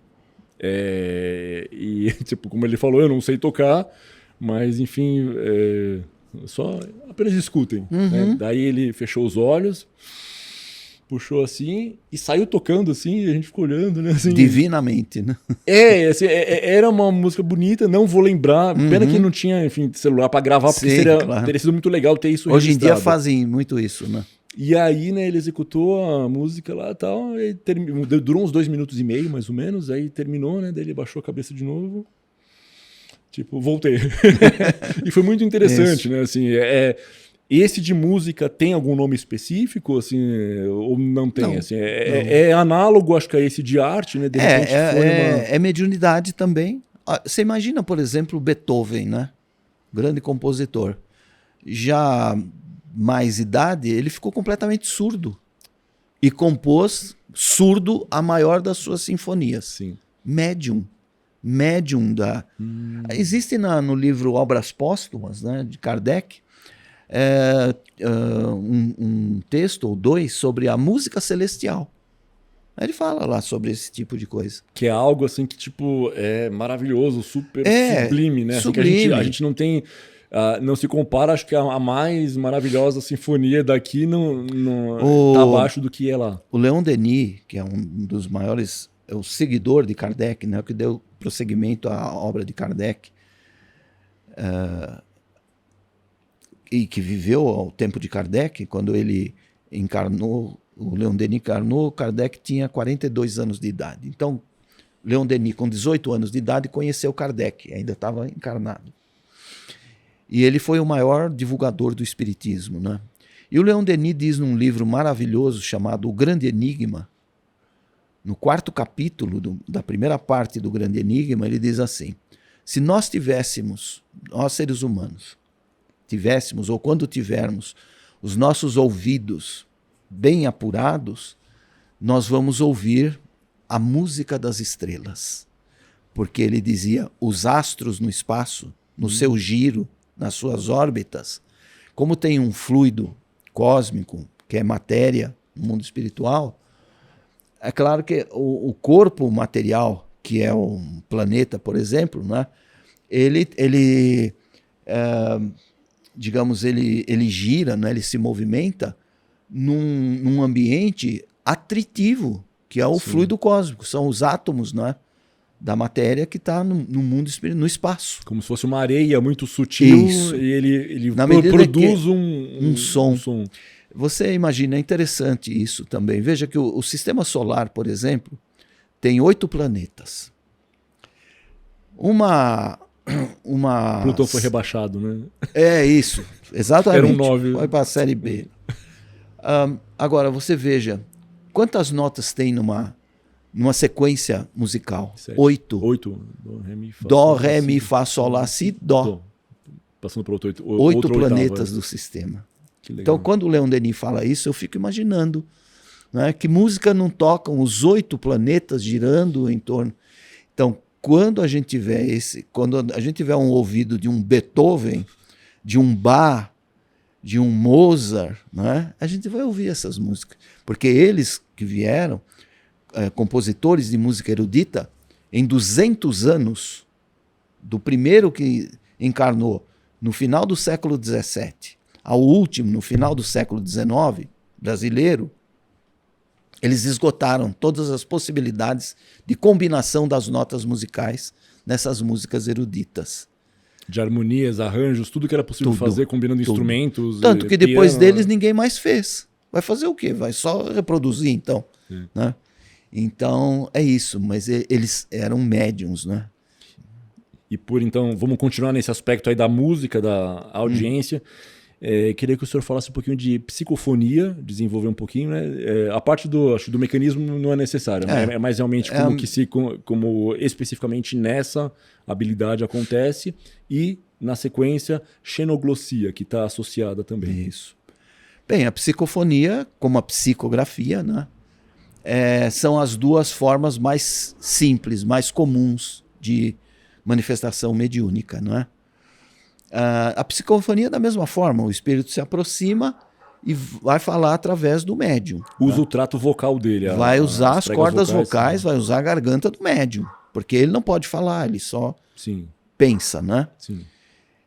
Então, o médium, que é psicofônico, ele vai captar isso, vai perceber a presença do espírito, porque ele está num trabalho próprio para isso, né? E ele vai, então, ele vem vem um pensamento e ele fala. Fluente, vai saindo. Vai saindo. Uma ocasião eu participei de um curso, né, de mediunidade na federação, porque me convidaram e disseram: você é médium, você precisa fazer esse curso. Uma grande médium da federação falou isso. E eu fui. Só que eu não conseguia. Ela falava assim: você fecha os olhos e fala o que vier na cabeça. Mas eu não sentia que era de espírito, eu falava, olha... Ia ser anímico no seu caso, porque ia ser seu mesmo, se você dissesse alguma coisa. Elas garantiam que eu era médium, mas então eu sou o médium da palavra quando eu faço palestra, quando eu dou aula, porque muitas vezes os espíritos que me inspiram a dizer o que eu falo nas aulas, em palestras, né? Que eu preparo de um jeito, quando vou falar, sai de outro. O senhor acha que aqui, hoje, também tem essa... Possivelmente tem, sim. A presença de espíritos amigos que sabiam que ia participar de um trabalho sério, de um programa sério para esclarecimento público, não é? Então, eles me acompanham você também, te inspiram a fazer as perguntas, mesmo quando você parou para preparar essas perguntas, muitas vezes você foi também, teve a aproximação do teu mentor, porque todos nós temos um mentor, ou antes, um anjo da guarda, né? A gente acostumou a dizer que criança tem anjo da guarda, adulto não, né? Não, o mesmo anjo da guarda da criança continua a vida inteira acompanhando aquele adulto em que a criança se tornou. Né? É um espírito que se dispõe, um espírito amigo que se dispõe a nos acompanhar. Eu costumo dizer, né, quando o senhor falou até na hora de elaborar as perguntas, eu falo num tom de brincadeira, mas não de tirar sarro. De brincadeira, uma brincadeira sadia, que foi fácil, eu psicografei, assim, foi muito fluida a elaboração, a linha de raciocínio, né, para que a gente percorresse os assuntos, né, que eu julgava que eram interessantes que os espíritos de esclarecer. Fazem. É isso que os espíritos fazem muitas vezes, nessas horas, eles procuram coordenar as nossas ideias, porque a gente faça isso de uma forma fluente, não é? Vai saindo, a coisa vai saindo. E natural, né? Muito natural. fácil, muito fácil. Isso. E, aproveitando ainda dentro desse, antes da gente entrar na xenoglossia, mas só para pegar esse gancho, que sintomas que a gente tem, que a gente pode ter, que podem ser atribuídos à mediunidade? Efeitos físicos mesmo, sensações de um ser humano. Como que ele pode investigar que aquilo pode ser um indicativo de mediunidade? Eu digo, a percepção de um Sim. outro espírito já seria, né, provavelmente. Dizem às vezes que bocejo, lacrimejamento, Depende, cansaço né? às vezes. Se o médium é educado, se ele fez escola, ele percebe naturalmente, né? E vai diferenciar de um bocejo por cansaço. Vai ser Exatamente. muito clara a diferença. Isso, porque o médium educado, ele, vamos dizer, ele é esclarecido sobre todos esses detalhes que podem acontecer, não é? E com a presença de espíritos, como é que os espíritos... Você começa a sentir, muitas vezes você está num determinado lugar e você começa a sentir vontade de falar uma coisa que você não era para você falar ali, você não sabe de onde vem aquilo, né? Aquelas ideias. Muitas vezes é isso que acontece com o médium, né? Então o médium educado, quando percebe, e às vezes vê que a mensagem que querem passar não é muito saudável, não é muito boa, ele bloqueia. Ele guarda para ele Ele bloqueia. Não... A gente diz assim, quando você quer fazer o evangelho no lar, por exemplo, né, que a gente recomenda sempre, que é uma forma de higienização do lar, né, da atmosfera interna da casa, que a gente chama de psicosfera. Se tem médium no Evangelho no Lar, às vezes o médium pode querer dar passividade, deixar o espírito falar. A recomendação é que não faça isso, porque a sua casa não está preparada para isso. Não é a casa espírita, né? Não é casa espírita. Qualquer espírito pode penetrar ali, né? Porque a gente é muito imperfeito, né? Abre brechas. Exatamente. Abre brecha e o espírito vem, quer se comunicar, quer falar, qualquer coisa assim. Quer tomar conta do lugar. Tomar conta, passar como é que se diz? Um sermão em alguém que está presente, né? A gente precisa tomar cuidado para não fazer isso.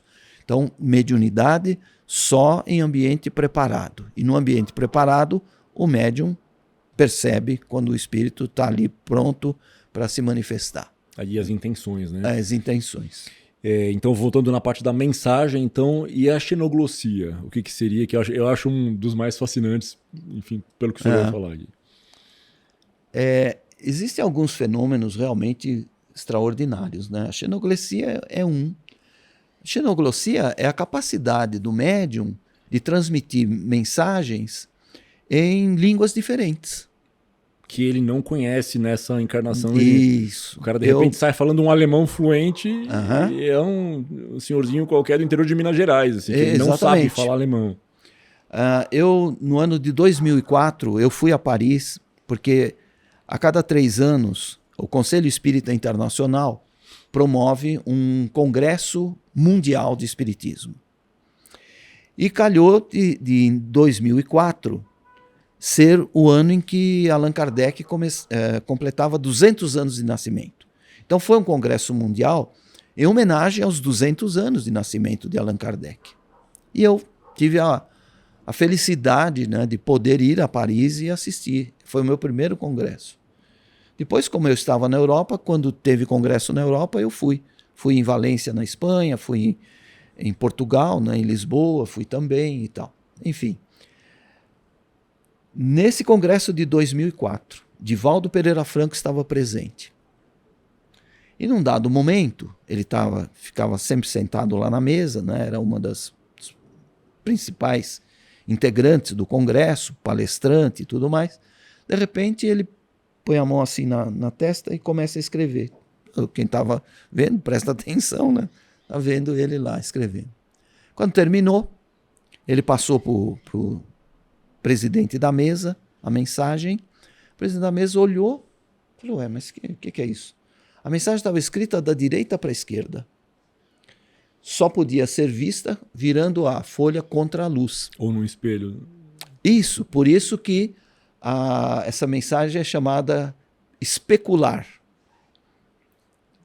E E qual não foi a surpresa quando viram que a mensagem estava escrita em francês e assinada por Leon Denis. E o Divaldo, ele nessa encarnação, ele não fala francês, mas ele já falou várias vezes em palestra, ele já viveu na França em outras vidas. Então o Leon Denis, que era francês, evidentemente, se aproveitou da bagagem cultural dele, que ele tinha os registros da língua francesa na mente dele, e passou a mensagem através do Divaldo.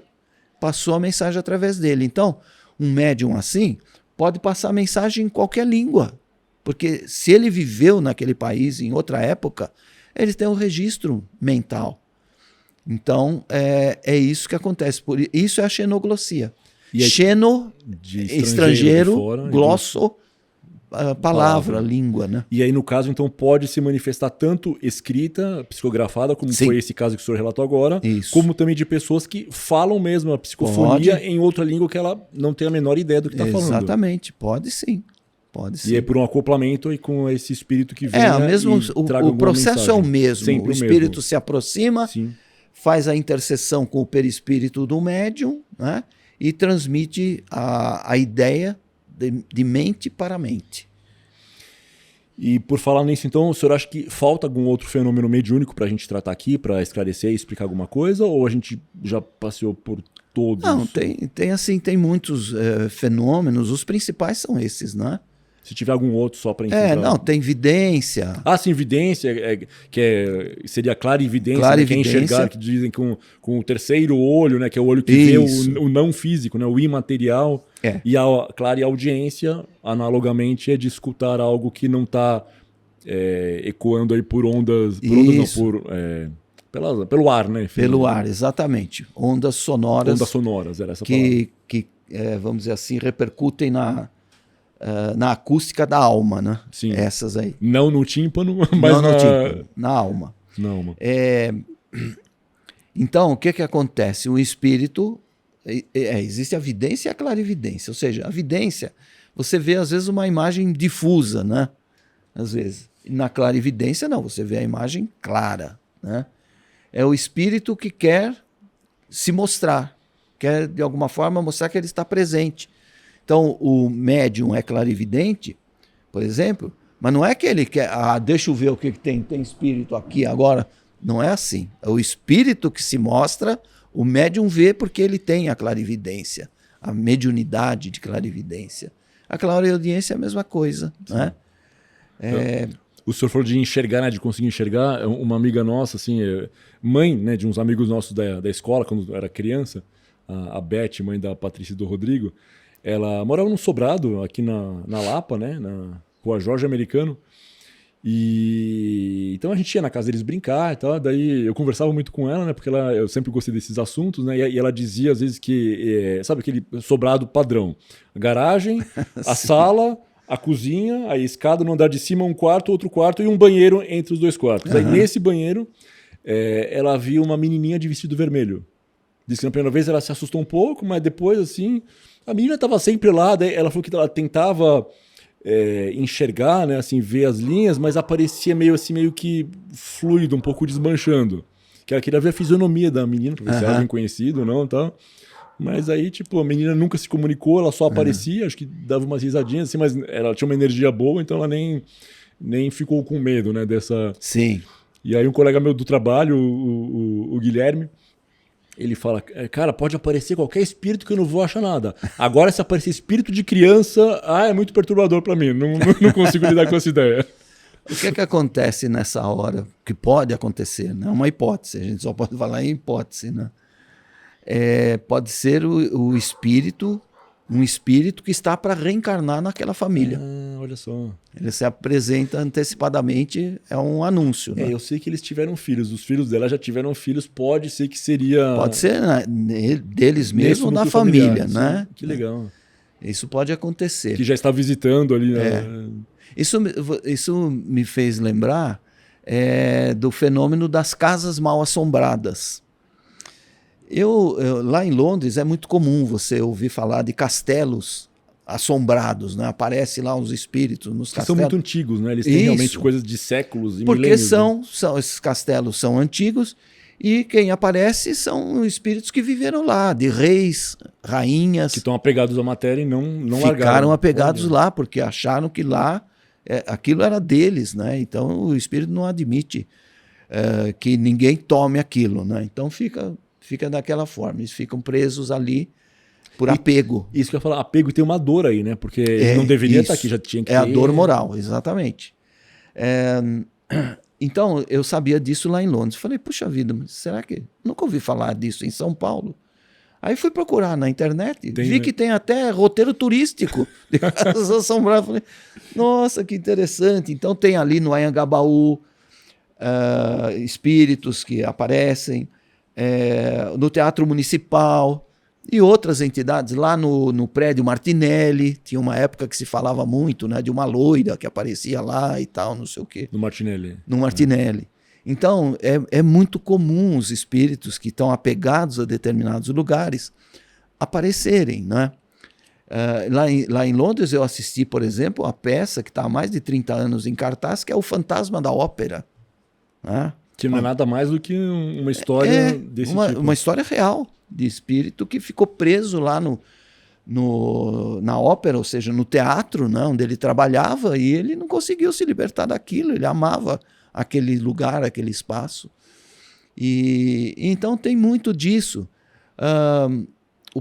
O Dr. Bezerra de Menezes, num livro da Ivone do Amaral Pereira, um livro chamado A Tragédia de Santa Maria. Santa Maria era uma fazenda, né? Lá do século XVII, XVIII, 1700, qualquer coisa. E o Dr. Bezerra conta nesse livro, é um romance, né?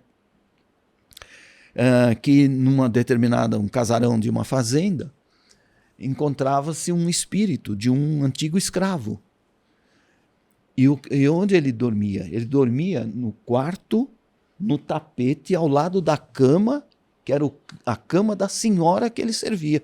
Olha, ele amava tanto aquela mulher, que tratava ele tão bem, com tanto amor e com tanto carinho, ele desencarnou e ficou preso ali. Os tempos passaram e ele está lá. Ela já não estava mais, inclusive. Não está lá, mas isso já faz 3 séculos. E ele continua lá, preso àquele ambiente. Muitas vezes o espírito está mesmo inconsciente.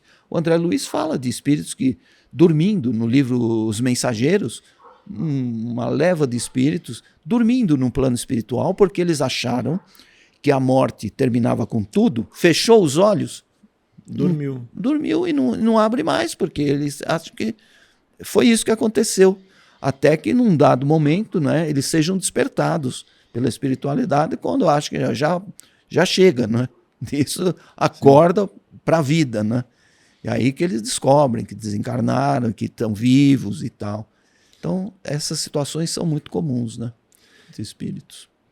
Por falar de desencarne, eu vou trazer mais uma história, que foi mais uma que esse meu amigo que estava aqui, que o senhor conheceu, o Marcos, que ele foi muito generoso, ele compartilhou um momento de muita dor para ele, que foi a perda da mãe dele quando ele tinha 21 anos. Eles estavam num congresso de ufologia em Curitiba, que ela gostava muito também dessa temática toda. E acho que no segundo, no terceiro dia do evento, ela não estava muito legal, estava com um cansaço muito além da conta.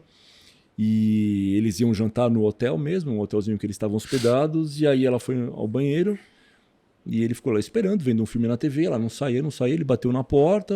Resumindo a história, ela tinha tido, acho que um infarto, alguma coisa assim, fulminante, e morreu sentada no vaso com o rosto desfigurado, uma coisa bem triste, bem chata. Aí ele chamou o pessoal do hotel, né, ajudaram e tal, veio o pessoal para serviço funerário, aliás, veio acho que médico, ambulância, mas já não tinha nada o que ser feito. Ele pediu, né, para tentar usar o desfibrilador, falei, não se aplica isso, né, infelizmente já foi.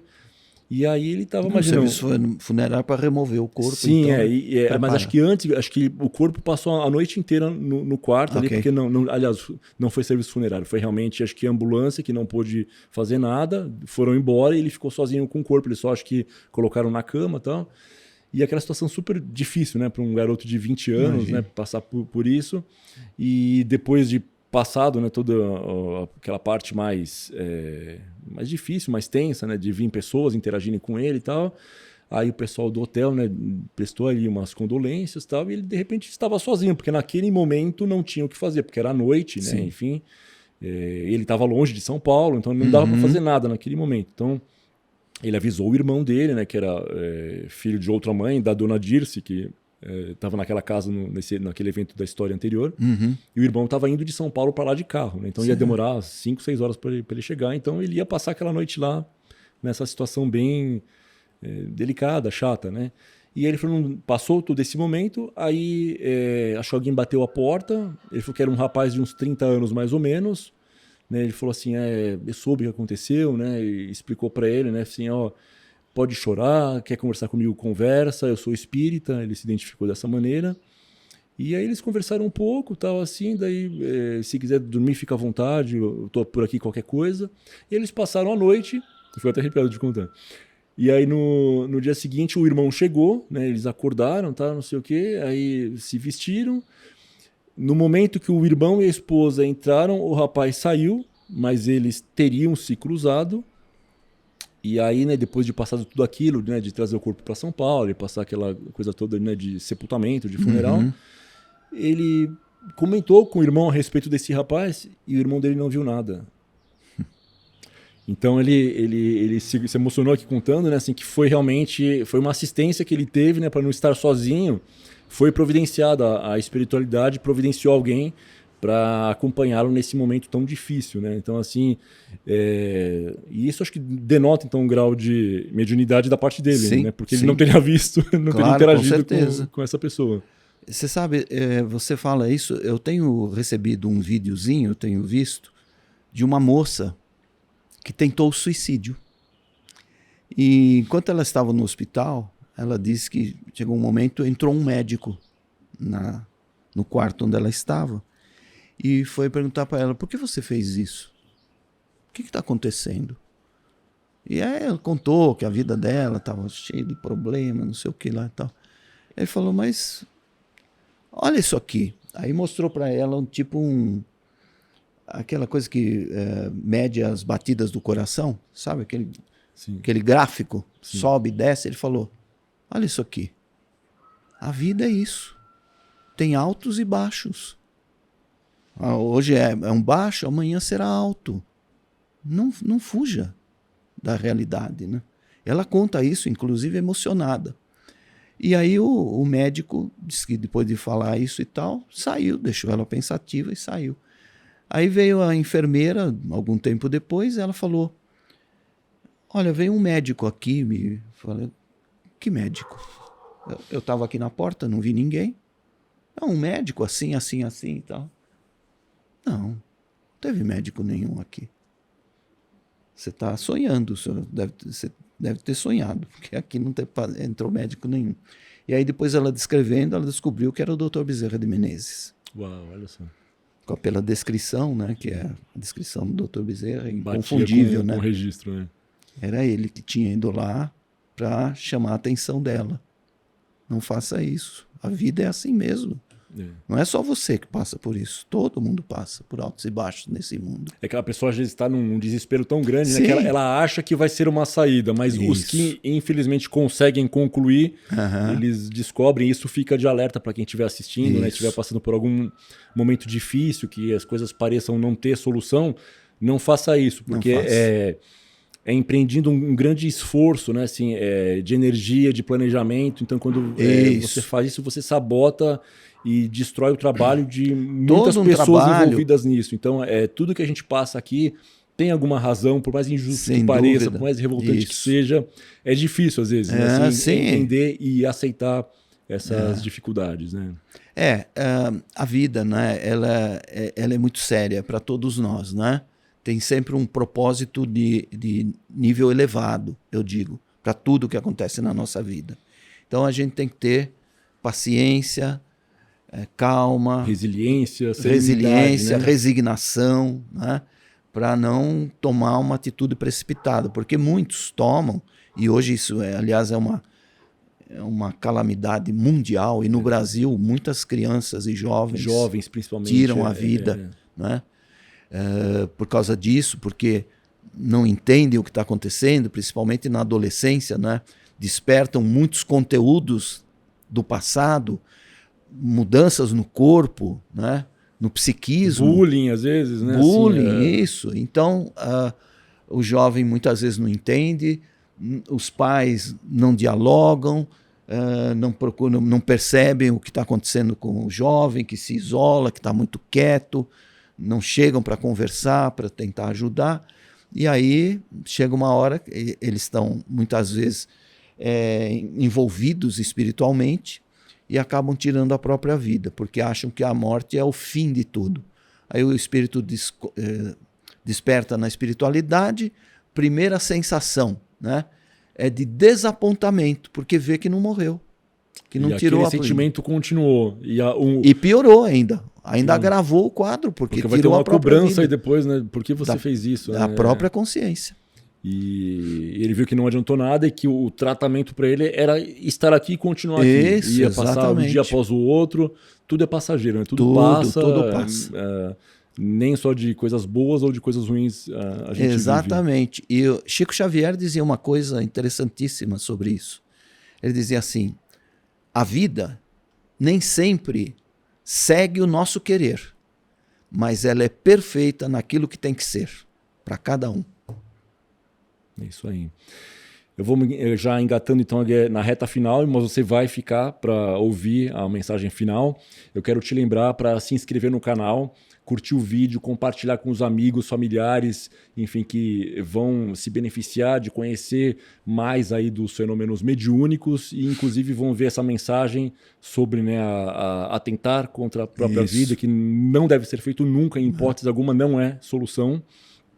Coloca aqui embaixo nos comentários situações que você tenha vivido, presenciado de mediunidade, que você gostaria de compartilhar com os nossos colegas aqui que nos assistem, nossos espectadores. E se você não tiver uma história para contar, deixa a cidade no Brasil ou no mundo de onde você assiste a gente.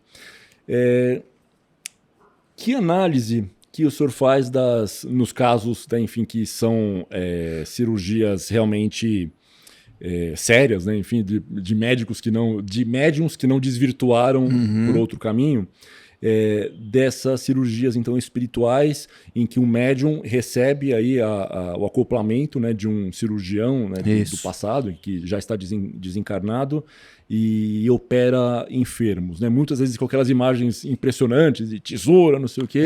Como Arigó fazia, né? Enfiava uma faca no olho da pessoa. Era uma coisa assim, era muito comum. Hoje não sei se passaria isso na TV, mas nos anos 80, 90 podia tudo. Isso, verdade. Bom, as cirurgias espirituais, né, feitas em casas bem preparadas, né, bem orientadas, casas verdadeiramente espíritas, onde espíritos trabalham com essa finalidade, porque as casas espíritas, de um modo geral, são escolas, mas existem algumas que elas são verdadeiros hospitais. Aliás, hoje em dia, depois que fecharam os manicômios judiciários aqui, né, no Brasil, e principalmente em São Paulo, né, criaram-se hospitais espíritas. Hoje tem muito hospital espírita e que trabalham tanto a parte física do indivíduo como a parte espiritual, que é isso que é o ideal. Quando você vai fazer um tratamento espiritual na Federação de São Paulo, você passa por uma entrevista, verifica-se qual é o tratamento que você precisa e te dá uma ficha, e no verso da ficha está escrito assim: o tratamento espiritual não dispensa o tratamento médico. Porque se tiver algum problema físico, você precisa tratar. Sim. Também com um médico, né? Então, o que é o tratamento espiritual, na verdade? Essas cirurgias. A cirurgia é feita no corpo espiritual. Por que muitas vezes os médicos fazem todo tipo de exame e tal, e não descobrem a causa de uma doença? Por que às vezes os médicos dão um determinado diagnóstico e as coisas tomam outro rumo? É porque a causa verdadeira, real das doenças em geral está no corpo espiritual. O corpo espiritual é um intermediário entre o corpo físico e o espírito, né? Ele faz uma espécie de ele é como se colasse o espírito no corpo, porque como o espírito e o corpo são duas coisas de naturezas distintas, nem o espírito é de matéria e nem a matéria é espiritual. Então tem um corpo intermediário de matéria sutil, que é da natureza do mundo espiritual, matéria do mundo espiritual, essa matéria sutil. Então é aí que normalmente a gente traz os problemas do passado, vêm registrados no corpo espiritual. Do passado da vida atual ou de outras existências também? De outras existências, também. Principalmente de outras existências. E então pode que esses desvios, essas lesões que nós causamos ao nosso próprio corpo espiritual podem se manifestar numa doença ou não. Depende do seu tipo de vida. Se você leva uma vida saudável, uma vida regrada, uma vida digna, né? Não tem vícios nem nada, pode ser que aquela doença nunca se manifeste e você consiga tratar e se curar até por esse comportamento que você adotou perante a vida. Uma vida saudável. Não vai precisar da doença, mas ela está lá. É um gatilho. Se você agir mal de uma forma ou de outra, pode ser que em algum momento da sua vida a doença se manifeste. Como a doença tem como origem o corpo espiritual, se você passar por um tratamento espiritual, uma cirurgia espiritual, pode ser que aquela marca que o Emmanuel chama de vinco, né? A gente traz vincos no perispírito, ou seja, essas marcas, essas dobras, né? Que são lesões, muitas vezes, que a gente mesmo causou por comportamentos equivocados do passado. Então, pode ser que a cirurgia, né, ela consiga, junto com digamos, com o tratamento físico, médico, uma cirurgia médica, e ao mesmo tempo você faz uma cirurgia espiritual, elimina tudo, né? Pode eliminar. Se você tem fé, se você já tem merecimento e você tem uma vida saudável, tá? Pode ser que aquilo veio exatamente se manifestou para testar a sua fé. E aí você procura a solução e soluciona. Como tem pessoas que têm, por exemplo, um câncer diagnosticado num estado terminal. O senhor tem 3 meses de vida. Infelizmente, está muito adiantado e tal. O indivíduo consegue viver mais 10, 12 anos, porque o ser humano é falível. Mesmo os médicos falham, porque eles só veem a parte material. De acordo com o conhecimento que eles têm, vendo a extensão do problema no corpo, eles acham que aquilo não tem solução. Mas tem. Todo problema tem solução. E se não chegou a hora, a pessoa não vai mesmo ainda. Exatamente isso. Não chegou a hora. E você, então, procura os recursos, não é? E você vai ter uma resposta afirmativa. Sr. Manuel, para finalizar, então, olha para a câmera e diga assim, dê uma orientação, por favor, para quem está assistindo a gente, né, para esses casos de mediunidade, a pessoa que percebe que tem alguma coisa, o que ela deve fazer, né? Assim, qual que é, onde ela reside, o que ela faz? Ela procura a federação do lugar onde ela reside para se informar? O que seria a orientação, por favor? Bem, hoje em dia, né, nós temos, bom, você já falou num outro programa, e é verdade, né? O Brasil é o país do espiritismo atualmente. Nasceu na França, depois disse que a árvore do espiritismo foi transplantada para o Brasil e foi. Hoje você tem no Brasil inteiro acho que mais de 15 mil centros espíritas nos 27 estados da nação, Distrito Federal, enfim, todos as áreas, né, do país, você tem grupos espíritas e tem em cada um deles uma federação espírita também, tá? Inclusive a Federação Espírita Brasileira, que foi a primeira que surgiu, ela só é brasileira porque foi a primeira, mas ela é igual a todas as outras, não pense que ela é superior, é que cada uma tem uma missão, né? Então, se você tiver com algum problema espiritual, psicológico, cansaço, depressão, ou mesmo vícios, não é, que você não consegue abandonar, você está vivendo um problema angustiante, está desesperado por alguma razão, procure uma casa espírita para fazer um tratamento espiritual. Procure a ajuda dos espíritos para não chegar num ponto extremo em que você acha que, né, não tem solução e que a solução é partir desse mundo. Não é, tá? Isso não soluciona nada. Então, as casas espíritas estão, todas elas, as federações principalmente, aparelhadas para dar esse atendimento, porque os espíritos trabalham em toda parte. Não tenha medo dos espíritos. Os espíritos são do bem, eles querem nos ajudar, né? E eles também nos ajudam a nos afastarmos dos espíritos que querem perturbar a nossa vida, querem nos atrapalhar, né? Então, é isso. O único caminho que eu vejo é Jesus, né? A casa espírita é uma casa do Cristo. Ele mesmo disse: eu sou o caminho, a verdade e a vida.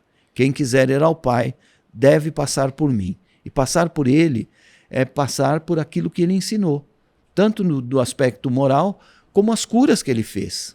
Então, ele provou que até cegueira, ele curou, né? Portanto, tudo tem cura. Ou pelo menos você vai sentir uma mensagem confortadora que vai te ajudar a conviver com o problema, aquele problema que possa não, que você ter que conviver sem ter uma solução definitiva na presente encarnação, né? Pode acontecer isso, mas você vai viver muito melhor depois que você tiver esse esclarecimento e essa mensagem consoladora do Espiritismo. Como Jesus disse: no mundo tereis aflições, mas vinde a mim aqueles que estiverem aflitos, porque eu vos aliviarei. E é Jesus o caminho que nós procuramos. Essa questão de que Jesus voltará para nos salvar, né, com todo respeito às religiões que pregam esse princípio, é um equívoco, vamos dizer, na interpretação daquilo que Jesus falou. Porque, na verdade, ele disse que nunca nos abandonaria, nunca nos deixaria órfãos. Ele estaria sempre conosco até o fim dos tempos. E ele está sempre conosco agora em espírito. E é isso que nós devemos procurar. Através da oração, procurar Jesus, procurar o alívio, o conforto, o consolo para os nossos problemas e a esperança de dias melhores, porque eles virão sim. Tudo nessa vida passa, e o que você está vivendo hoje também passará, e você estará muito melhor no futuro. E aproveitando o gancho, então, de Jesus, aí eu queria que o senhor desse o serviço de onde encontrar o seu livro, Os Cinco Evangelhos. Sim, nós temos essa obra que foi lançada há um mês pela Federação Espírita do Estado de São Paulo, e no momento nós temos esse livro na livraria da Federação. Pode ser consultado através do website feesp.org.br, né? E ali você tem como comprar o livro também, a federação manda, né? Dependendo do lugar, você tem que pagar o frete apenas. Mas se puder comprar na federação, que é no centro da cidade, na rua Maria Paula 140, Bela Vista, bem pertinho da Praça da Sé, você tem esse livro lá à disposição, tá? E nele você vai encontrar muitas dessas coisas que eu falei aqui hoje, nesse programa. Você vai ter assim alguma explicação à luz da razão que vão mostrar para você que esse realmente é o caminho que nós temos hoje em dia para, de uma certa forma, compreender a extensão dos nossos problemas e qual é a solução para eles no momento. Então é isso, pessoal. FESP, Federação Espírita do Estado de São Paulo. Então a gente manda um abraço, nossos cumprimentos à federação. Mais uma vez, um agradecimento a Jussara que proporcionou esse encontro e ao meu grande amigo Denis Vicentini. Seu Manuel, mais uma vez, Manuel de Oliveira Portázio Filho. Isso. Mais uma vez, muitíssimo obrigado pela sua presença, pela generosidade, né, de doar o seu tempo aqui também com a gente para trazer esclarecimento, informações, tirar dúvidas, trazer curiosidades, por que não também, né, porque faz parte, está incluso no pacote. E foi um prazer, combo, né? O combo, E mais uma vez foi um prazer enorme ter o senhor com a gente aqui, passar essas horas, acho que foram 2, tão agradáveis e de tanto conhecimento aí, de inspiração. O prazer é recíproco, foi uma grande alegria estar aqui com vocês, conhecer o trabalho de vocês e estou à disposição em outras oportunidades, se houver interesse, algum outro assunto, algum outro tema, fiquem à vontade, me contactem e eu poderei vir, porque é com muita alegria que eu faço isso, porque o Emmanuel disse uma coisa que não podemos deixar passar em branco. Ele disse o seguinte, a única caridade que o Espiritismo nos pede é a caridade da sua divulgação. E o que eu vim fazer aqui hoje foi divulgar um pouquinho do que é o Espiritismo e do que ele pode nos ajudar na nossa vida, na passagem por este mundo. Nós não somos daqui, nós estamos aqui e um dia voltaremos para casa muito melhores do que quando aqui chegamos. É isso aí. Muito obrigado, Sr. Manuel. E você que acompanhou até aqui, deixe embaixo aqui nos comentários Terceira Visão, numa homenagem simpática aí ao nosso Luiz Antônio Gasparetto, que, enfim, contribuiu para divulgar a mediunidade, né, em rede nacional pela TV Bandeirantes e da maneira dele contribuiu era um grande médium para a palavra do Espiritismo, né, para divulgação e contribuiu, assim como Chico Xavier, né, e entre tantos outros, divulgou a mediunidade e foi um dos rostos, né, assim, tão familiares e tão queridos pelos brasileiros. Então é isso, pessoal. Mais uma vez lembrando, curte, compartilha, escreve comentários aqui sobre o que você achou, temas que você gostaria de ver. E é isso. Beijos e abraços a todos e até o nosso próximo vídeo. Tchau, tchau.